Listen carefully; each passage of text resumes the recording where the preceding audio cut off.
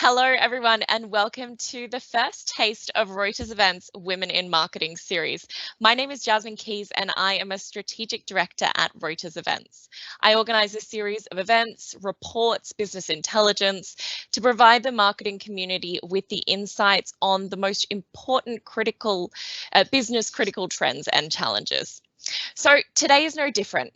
Marketing leaders have a profound impact on society and culture, and as a result, diversity of thought at the C-suite could not be more important.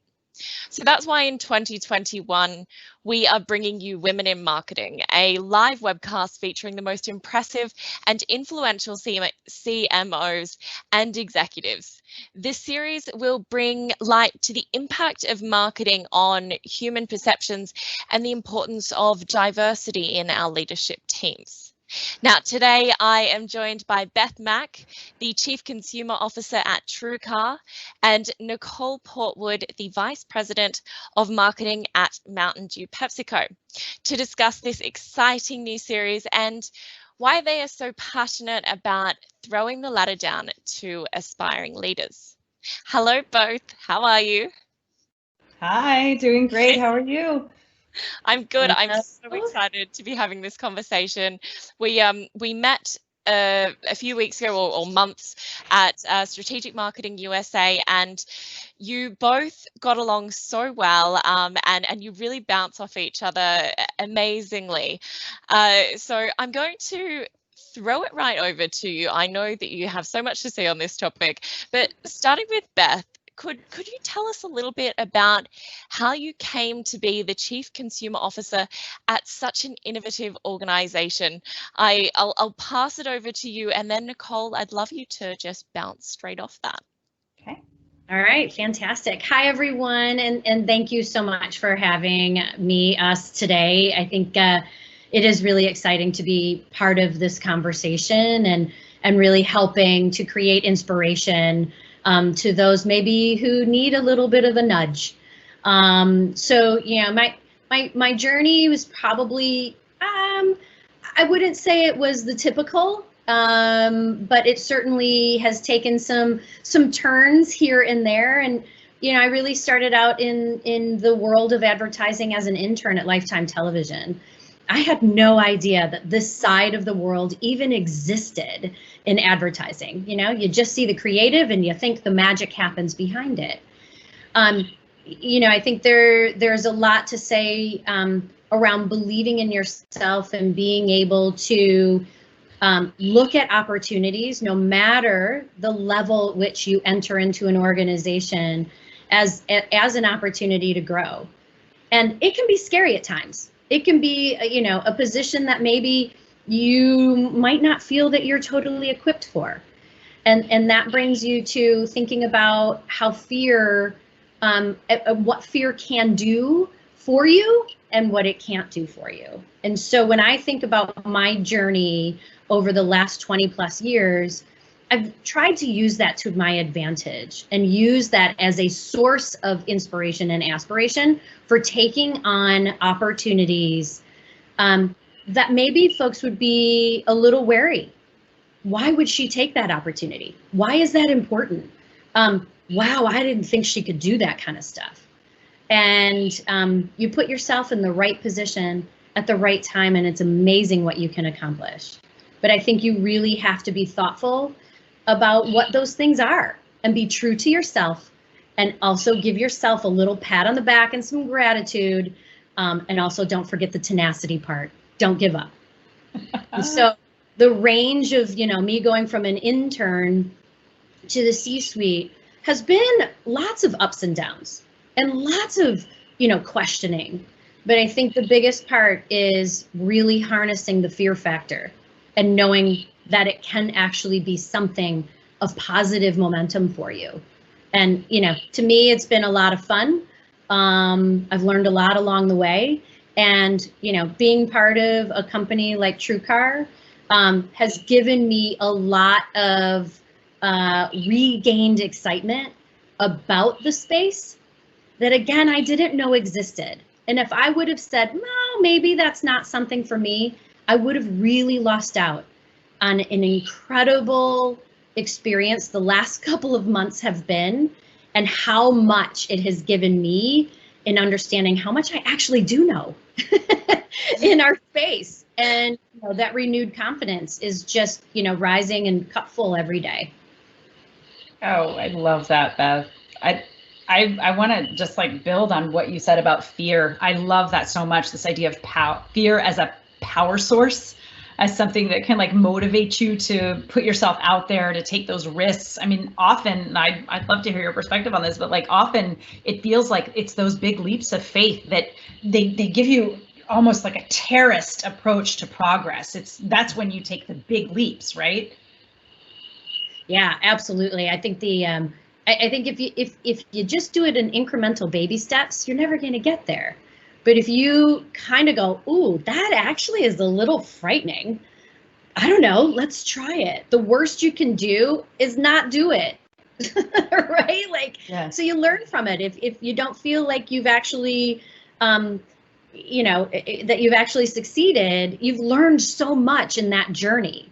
And, to me, fear is a power source. You just have to harness it the right way. Yeah, I love that. I think there's probably a lot of parallels in how we've gone about approaching our career. I mean, I had a very non-traditional start in this world of marketing. I went to school for theater and philosophy and then moved to New York City to make it on Broadway. And I did pretty well, but I have to tell you, I hated it. I hated it so much. And it was then I had to kind of pivot and figure out what I was going to do with my life. And I did, I waited tables and tended bar and sold spa packages on the streets of New York City, all kinds of non-glamorous things that taught me a tremendous amount. And I ended up through a series of different jobs working at a local radio station. And in addition to selling radio, which was like a 100% commission job, I started writing spots for people and then voicing those spots as well. And ultimately, I was like writing full-blown marketing plans for small businesses. And it was such a huge unlock for me because there was so much joy in solving these complex problems for small business owners by leveraging creativity and experience. And like, I didn't know any of that kind of stuff from a career perspective even existed.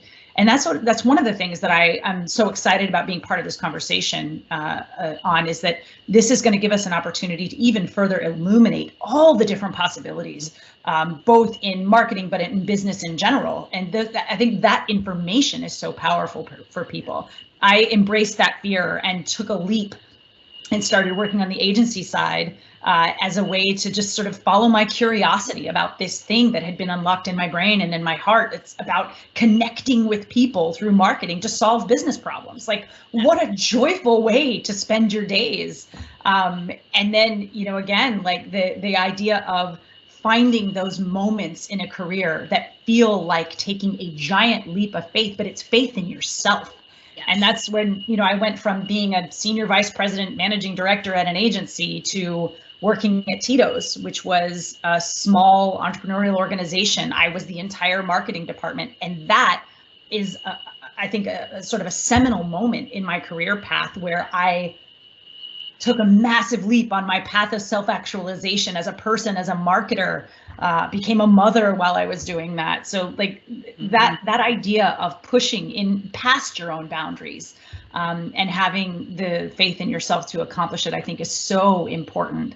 And one of the things I know we talked about earlier that makes that possible is a real support system and having people around you who believe in you and want you to make those huge leaps. I know that's been really, really true in my life, both with my husband, who's a musician and unconditionally supports me and my career, and with my mom, who is probably my biggest cheerleader on earth and set an incredible example as a single mother with no college education, who took night school classes in computer programming when it was still like punch cards, and then ended her career as the head of metadata architecture at Dell. So like these massive, massive examples and support systems that allow us to fly. Yeah. Again, I love the fact that we've been connected, and there's a lot of consistencies here, especially when it comes to the support team that you surround yourself with. It couldn't be more important to make sure that who you're looking looking for approval from are people who are going to help you, who are going to be your biggest cheerleaders, but then also go, is that really, I don't really understand what you're doing. Like, talk to me a little bit more, and give you the space to talk about why things are changing and what you want to do with your life, but then also not being judgmental about the choice that you're making. And I think that's a big difference. And I agree. My husband and my mother are probably the two people who have nudged me, pushed me, pulled me in ways that maybe I didn't think I could do. But because they didn't second guess why I was doing these things and ultimately gave me the freedom to make those choices, I am comfortable in the choices that I've made. And very similar, Nicole, to your mother. My mom too is a single mother of two young girls or two women now, but gave us such inspiration to know that there are choices out there, and to know that with every choice there's a consequence, but there is a thoughtful way to go about it. And to know that if you've got a goal in mind, oh my gosh, go for it and be part of it and embrace it, versus being scared. Again, back to that fear factor of letting fear lead in a way that is not productive or driving to success. So we talked a little bit about also having those around you who maybe could have a little bit of a biased view, like we talked in past conversations, that are maybe our husbands and our mothers, but also having a personal board of directors. And I think there's a big piece of the puzzle of surrounding yourself with those who will give you perspective, and also tell you when you're a little crazy, and tell you when you're maybe being a little irrational, or maybe supporting you in those moments where you're like, can I really do this? And having perspectives even outside of our industry, gives a lot of strength. My best friend is a Montessori school teacher, and she doesn't know or care anything about the world my professional world. But she is just as important of a voice in my life than, my lovely, beautiful friends who are, in various capacities inside of the industry. Yeah, that's the same with me. My two best girlfriends, one is a professional organizer, the other works as a director at a nonprofit that serves refugees, and their perspectives are absolutely invaluable. That idea of a personal board of directors, it's one I kind of crystallized on about 6 years ago, I think, when it became really clear that you begin to make really massive decisions in your adult life about where you live, where you work, having kids, not having kids, like all kinds of big moments. And these trusted friends and mentors and sounding boards are so vitally important to getting out of that echo chamber sometimes, whether it's the echo chamber of your family or your industry or whatever the case is. Just having people who care about you and care about your personal growth, hearing from you. And they so often, even I find, like when I'm explaining myself, so often there's so much clarity just in the process of explaining what I'm thinking or what I want to do, that time is so valuable and so well spent. I think there's something else in there that I want to touch on before we move on to, I'm sure Jasmine has other questions. No, please continue. As you mentioned that I thought was so important is this idea of setting good examples. And, you and I both, it seems like, have had incredible moms who set amazing examples for what women could accomplish in the world. That's not always true. And I think that being that example for other women in the world, for everyone listening, is such an important part of our responsibility to ensuring that level of diversity in the C-suite, as we've discussed, but also as a tool of empowerment. for all the other people out there. And it's not just about women, right? It's setting that example and behavior sets and the empathy and the willingness to listen and how you conduct yourself and your business and all of those things. That's so important for the entire world of business. And like I said, I think you and I were really fortunate to have great moms who did that for us, but we can be the light for other people for sure. Yeah, I love that kind of conversation and the segue into thinking about how important mentorship is and being a mentor, but also being a mentee, right? And still learning. I know that I have some incredible people that I'm connected with in this mentoring relationship.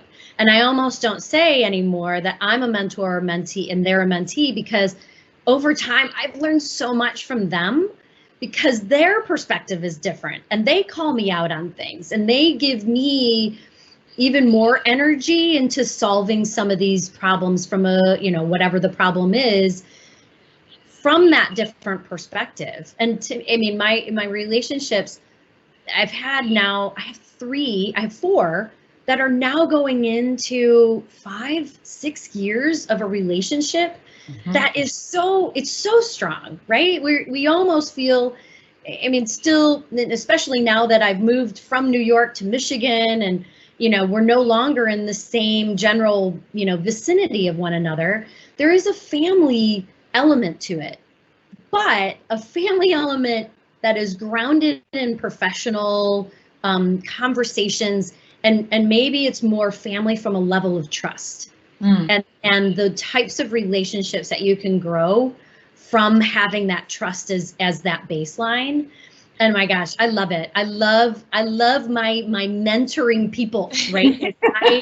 When it goes over, a couple of weeks, I'm like, oh, I wonder how they're doing. I wonder how she's doing with this problem. Right. And, I think there's a lot of, again, I learned so much from these people, and they probably don't even realize it to the degree that I do. But I think it's a really lovely byproduct of starting a relationship like that. And you're right, it doesn't only have to be just for women. However, it seems like it gravitates toward that.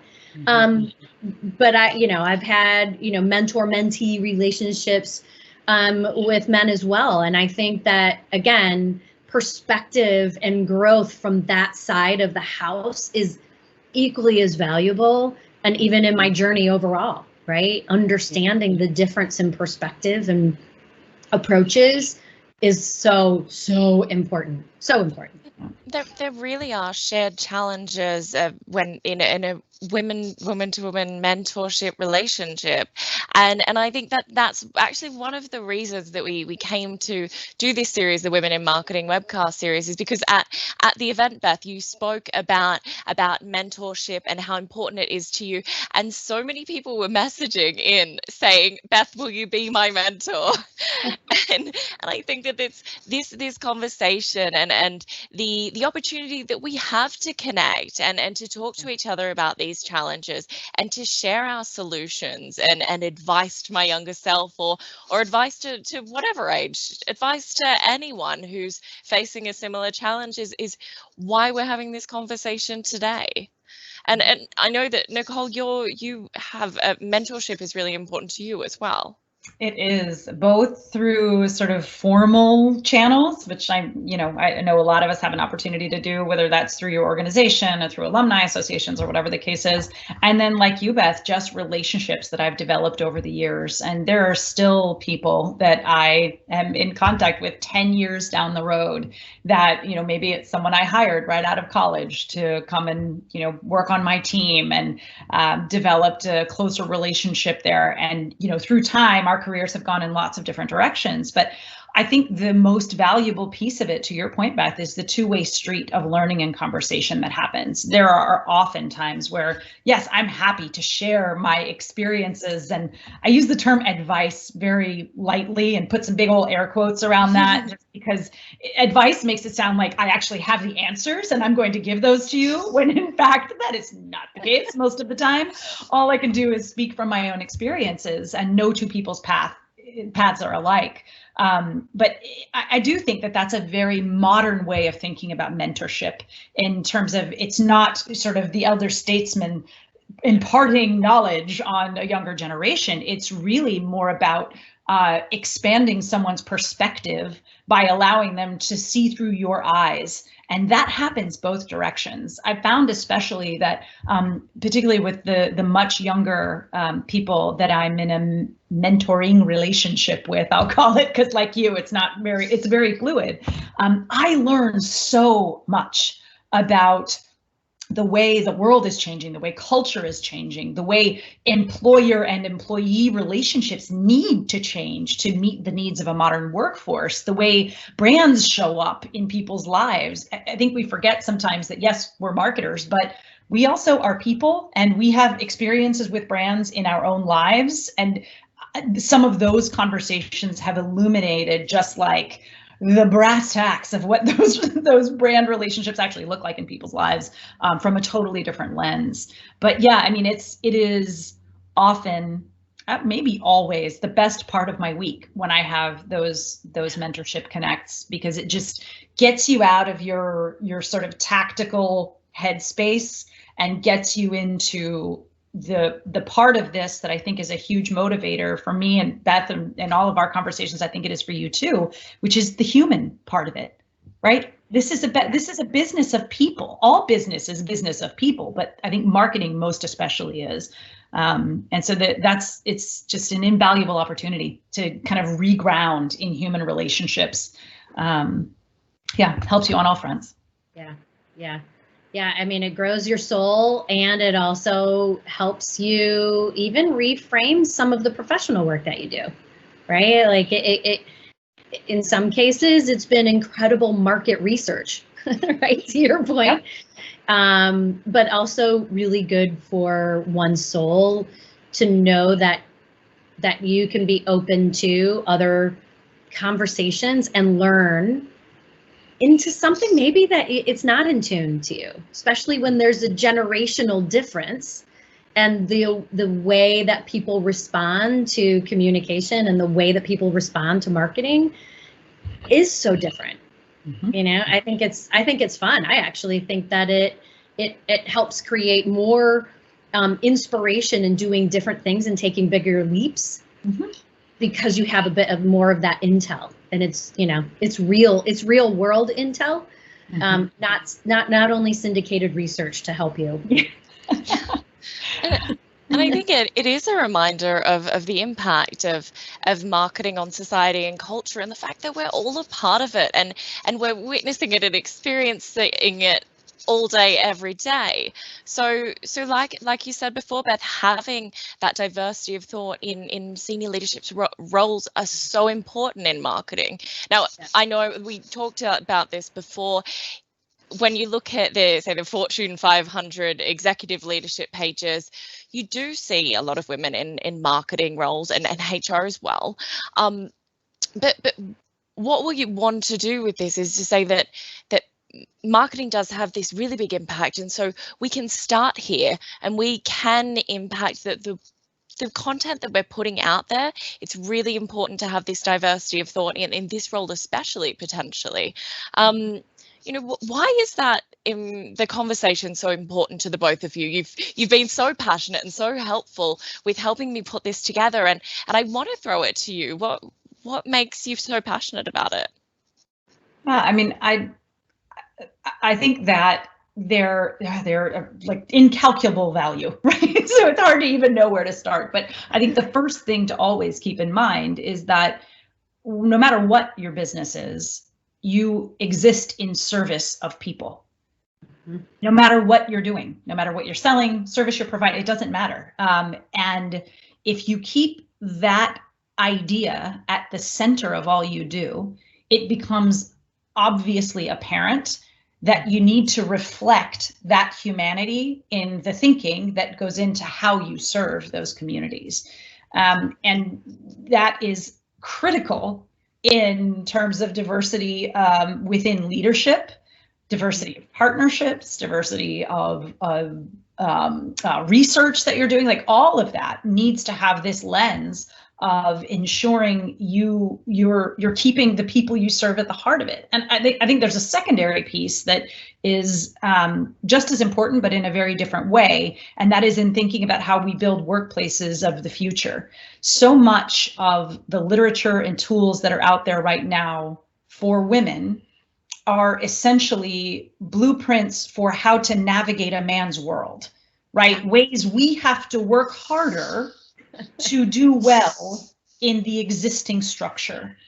And as much as those are meaningful and appreciated and powerful, the real change doesn't really begin to happen until you rethink the way all of that stuff works. Rather than navigating through it, how can we reconstruct it so that it's built for all people? And I'm not just talking about men and women, I'm also talking about people from all kinds of different backgrounds and life stages. How do we truly build inclusive workplaces? And that allows the people within your organization to fully be themselves. Then you get to a point where you are fully serving the people that you exist in service to. Yeah. Amen. And I think there is, it's very interesting. In the paths that I've taken, the men have always been in the leadership role, right? Until the last couple of years. I mean, I can't say that, only in generalizing, but in my experience. And I think the big pivot that I've seen and felt with this new position is that there is not an over-reliance on only male leadership. And obviously, because I'm there, but I also have a colleague who is the COO, and she comes from an engineering background. And so the two of us coming in as a new voice, a new agent of change, and a new opportunity to see and hear perspectives different than what they've seen and heard before, has been very, well, what I will hope is very valuable for the workforce so far. But I think one of the bigger differences too, and even in my current and new remit, is that product also lives within my space. And so it's not just the typical strategy and marketing and, some growth levers and some corporate marketing, but it's also taking a very different view on how product relates to the organization and to the people and how it's built and why it's built. And so I think there is some interesting connections of having, again, a different perspective, different background, different path to being able to bring that forward. And I think there is a lot of power in the ability for us to walk in to an organization, to groups with an open mind, but also open ears. And, a lot of times we think we know what a group at leadership levels, we think we know what a group should have or what they want, but maybe we haven't listened fully. And I think there is a way that maybe, not a way, it's not maybe, having diversity in the way that people talk and listen and regard the information that's coming to them creates a very fundamental base of openness and transparency and trust. I always come back to trust. For some reason, it is one of my core values, and I feel that is always what I look for when I look at a company to work for and with. I will say that with is the optimal word, because it's just as much of a choice for me as it is for them. And if you see that there is a great opportunity to create even more diverse conversations, the power that unleashes is, I don't even know if we've really even tapped into understanding, again, that power and the volume of what can be accomplished when we bring different types of thinking and people and backgrounds and lives together. It's so fun to think about what could be and what will be if we put our heads together and our minds together and create this mindset. I think, Beth, that trust is the turbo booster of business.